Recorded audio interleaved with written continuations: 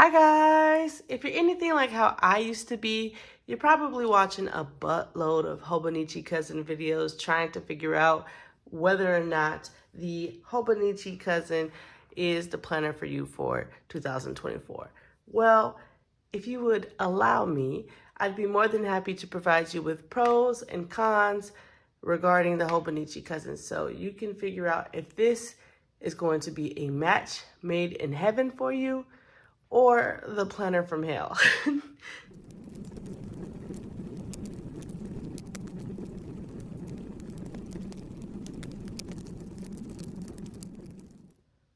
So what exactly is the Hobonichi Cousin?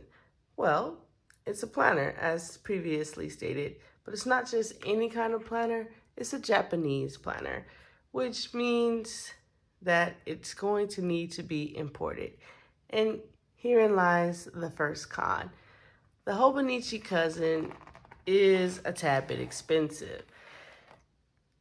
So I would say the Hobonichi Cousin is about maybe twice as much as your typical American name brand planner, like a Happy Planner is roughly about 30 something dollars depending on when and where you buy it. But the Hobonichi Cousin is roughly $60. So that is quite a difference if I'm being honest with you. So I would count that as a con, it being so expensive. Is it the most expensive planner I've ever had? No, actually it's not, which I know some of you guys are clutching your pearls right now. Like, what, $60 is not, the most expensive planner you've ever had. I used to actually own an Aura Estelle. Actually, I do still own it. I just don't work in it, but I did own an Aura Estelle, and that one, yeah, that price set me back a bit, and it's kind of embarrassing. Not saying that it's not worth the price, just saying that it is quite expensive. Like, I don't remember the price, but I do remember, thinking, yeah, the Aura Estelle would not want you to take it to the Cheesecake Factory, if you know what I mean. So the Hobonichi Cousin is still pretty expensive, and I count that as a major con. But why would I still want it even though it's expensive? Well, for that price, I'll tell you what, a planner better have all the damn bells and whistles. And I believe that this one does. This planner actually has, let me tell you. First, of course, you got your year at a glance. You have your future log. And then you do have, if I can take it, here it is, your monthly section. You have your weekly section, excuse me. And then you also have your daily section. Most planners that I've seen, you're not getting all of that. You're either getting a monthly and a weekly, a monthly and a daily, maybe just all dailies, maybe just all weeklies, but it's rarely ever a combination of all three. And the Hobonichi Cousin gives you all of that. So I think that's a major pro. I think it's a major pro, but some people actually consider it a con. Why would you consider this a con? Well, a lot of people, especially beginner planners and journalers, they tell me that it's too much space. It's too much freedom. So I can definitely see how having all these pages could be intimidating for someone. So if you are not someone who is big into writing, or you're not big into decorating, or you don't have that many tasks to do every day, you don't have that many events that you need to keep in mind every week, then I just don't know if you need a planner like this, to be honest, because it is a lot of space. I like to write, I like to draw, I like to doodle, I like to write lyrics. Like, I like to do a lot of random stuff. So I like the open space. But if that's not you, which is perfectly acceptable, it's okay. You know, we don't all gotta be Hobonichi girls. If that's not you, then this may be too much for you. And I've seen people say that this planner is too much. I've heard a lot of people say there's just too much space, and I completely get it. So if you are not someone who is constantly in need of scribbling something down, of drawing, of doodling, of journaling, praying in your journal, then I don't think that this would be the best fit for you if you're not going to actually use all the space. See me, I like the open space. I like the open space almost as much as I love the paper. And that is that Tamaway paper that most people, kind of refer to it as the Bible paper, because if you ever held a Bible before, you know that specific texture that paper has. And this is the paper of the Hobonichi Cousin. Now me, I count this as a pro. I love, love, love the texture. I love how it feels. I love how a pen glides across the page. It's just, I don't know. And it just makes me feel like this is something archival. You know what I'm saying? Like, this is something important. The paper makes me feel like it's important. I don't know why it makes me feel like that. Maybe it's just because of me associating it with the Bible, but it just feels like history, you know? I don't know how to explain it. It just does. It feels like history. Now, with that being said, I'm not gonna lie and pretend like I don't see cons in the paper, okay? Yes, just because of how I feel about the paper, I'm not gonna lie to you guys. We got like a love-hate relationship going on. We kind of like an old married couple here. I've learned to work with it. But let me tell you, it was not easy at first, okay? Because the first con with the texture of the paper is that because of the easiness that ink glides on the paper, it's really easy to smear. So here's one of my older Hobonichi Cousins. And here is a regular gel pen. I promise you, in any other journal, this would not be, not in any other journal, but in most other journals with different textured paper, this would not be a problem. I could write and be fine. In the Hobonichi Cousin, you see what happened? Because of I don't know what they have it coated with. What is that? I don't know. But ink kind of wants to sit on top of the paper instead of being absorbed into the paper. Like with any kind of, I wish I had another planner, but I'm a Hobonichi girl, so I don't have another planner to show you. But the paper is different. The ink will sink into the paper in a lot of different planners. Now, of course, you don't want to, in any planner, you don't want to just la-di-da-di-da-di-da and then immediately touch it, That's with any planner. You don't want to do that.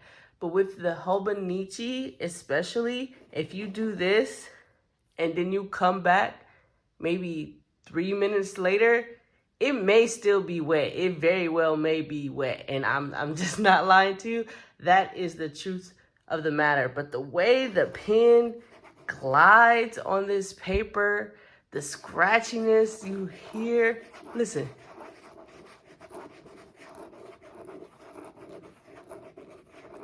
I can do this the whole video, y'all. Y'all want some?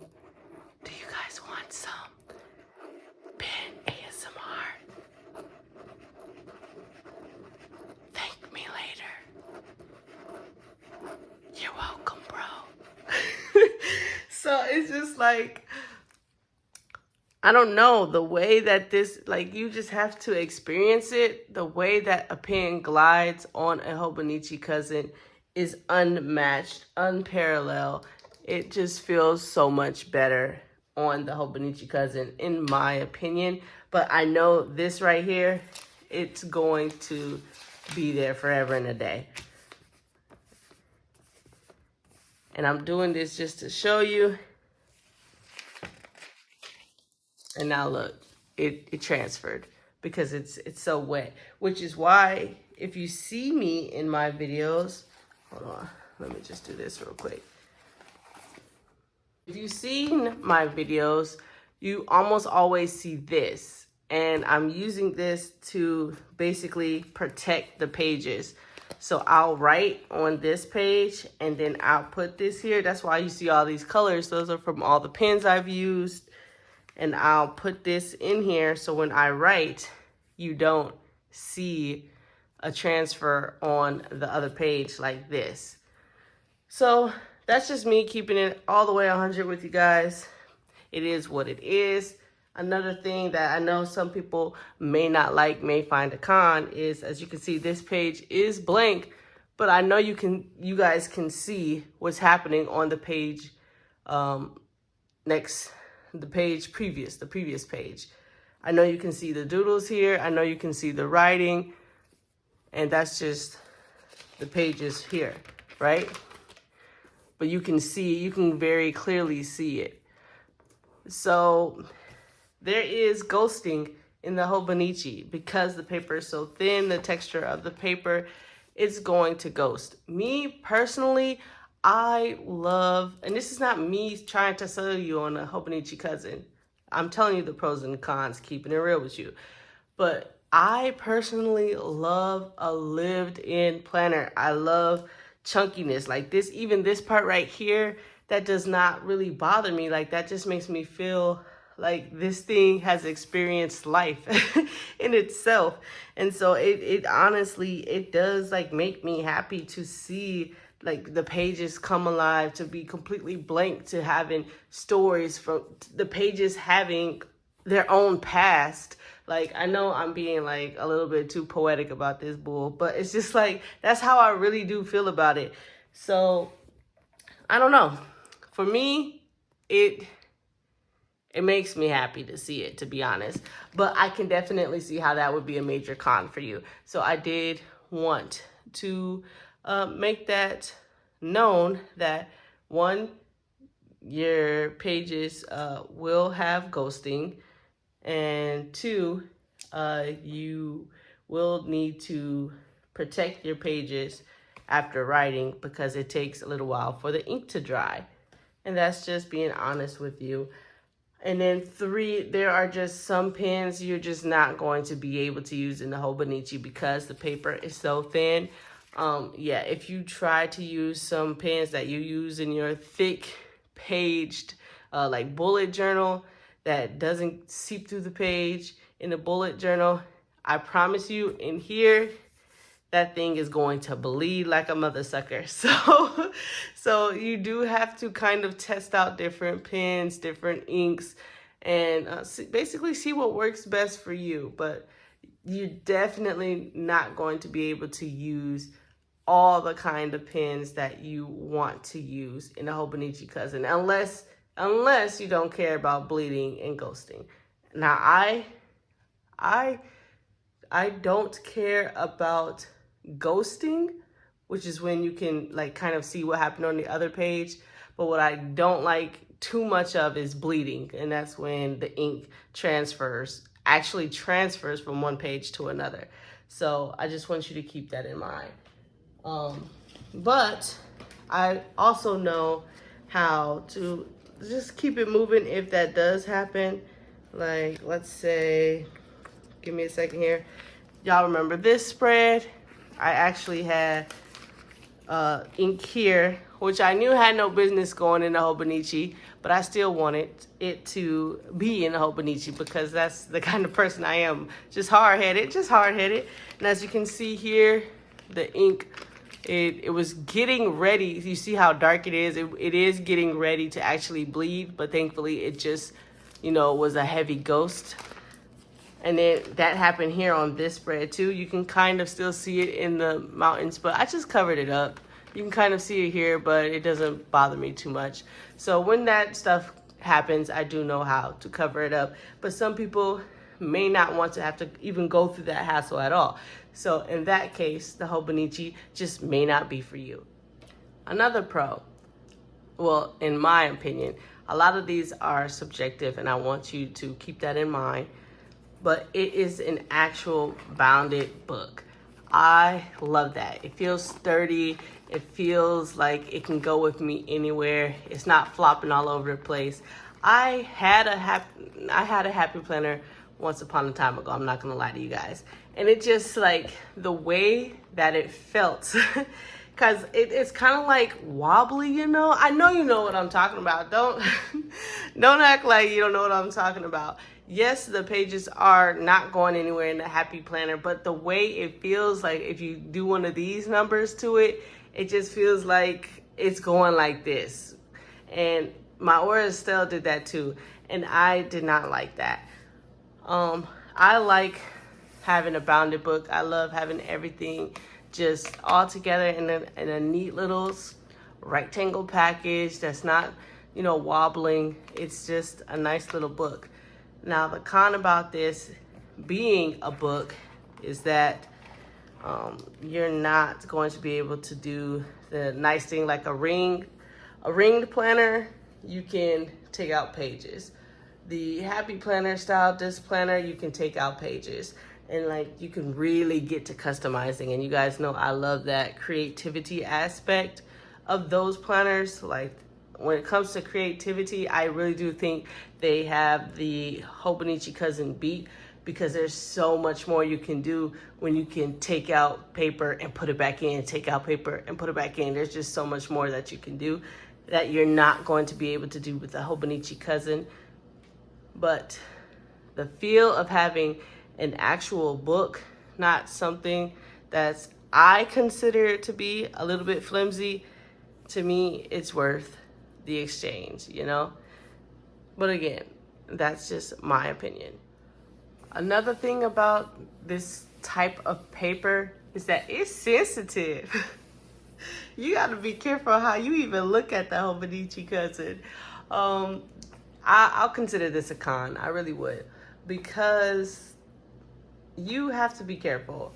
Especially if you're doing stickers, you better know damn well that's where you want the sticker to be. Because once it lays down on the Hobonichi Cousin, that's basically where it's staying. You can try doing a little praise dance for the Hobonichi gods and seeing if they will answer your prayer of picking up that sticker. But I promise you, 9 times out of 10, it's not gonna go well. So let me show you an example here. Okay. As you can see, I don't know if that's considered not safe for work. If it is, sorry. We all got booties. But as you can see, I laid washi on top of that, and I tried my best to get the washi off, and it just stripped everything away right there. It's never gonna come back, and it just is what it is. It is what it is. So yeah. I'll fully acknowledge that sensitive paper is definitely a con you may not like. And then I know you're thinking, Kiera, you're saying a lot of cons here. You're not really convincing me to get a Hobonichi Cousin. Well, that's not really what I'm trying to do. I am actually trying to give you the lowdown of what it is actually like planning in a Hobonichi Cousin.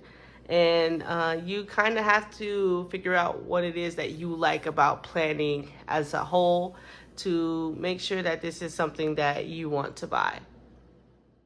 If I may be honest, throughout the days, this bad boy is going to get chunky. So here's another con for you, just so that you can be aware. It's going to get so chunky. When it gets to the end of the year, it is going to get a little bit harder to write what you need to write because it's so bulky. It's hard to get closer to the spine. And, it is what it is. Again, me, I love a chunky planner. I love a lived-in planner. I am willing to sacrifice, I guess, the ease of writing to have that final outcome of like life in a book. I don't know why I keep making it more poetic than what it really is, but like that's really how I feel about the Hobonichi Cousin. I love it, you guys. I do love it. But I can see why it would not be a good match for some people. But no, it's cute. I love how organized it is. I love how it makes me organized. I do definitely recommend getting tabs such as these, just so you can stay as fully organized as possible, or maybe just a couple of clips or bookmarks, you know, one for your monthly section, one for your weekly section, and one for your daily section, so you know where you are in each section of the Hobonichi Cousin. But again, this is all from my perspective. You may see this planner as the spawn of Satan or God's gift to humanity. I don't know, but I really do love this planner, but I did just want to be upfront and just let you guys know that, you know, it does come with a few cons. But one of my favorite things is seeing the planner go from this cute little, thin little boy, and then go chunking up like this. That is so crazy to me, but it is one of my favorite things. Anyways, that was it for this video. I just wanted to give you a little rundown of the pros and cons that I found with the Hobonichi Cousin. Hopefully you liked this video. If you did like the video, feel free to leave a like. If you disliked the video, feel free to leave a dislike. As you can tell, we keep it real over here, bro. I am so grateful that you guys are still watching my Planmas videos, and I hope to see you in the next one. Bye!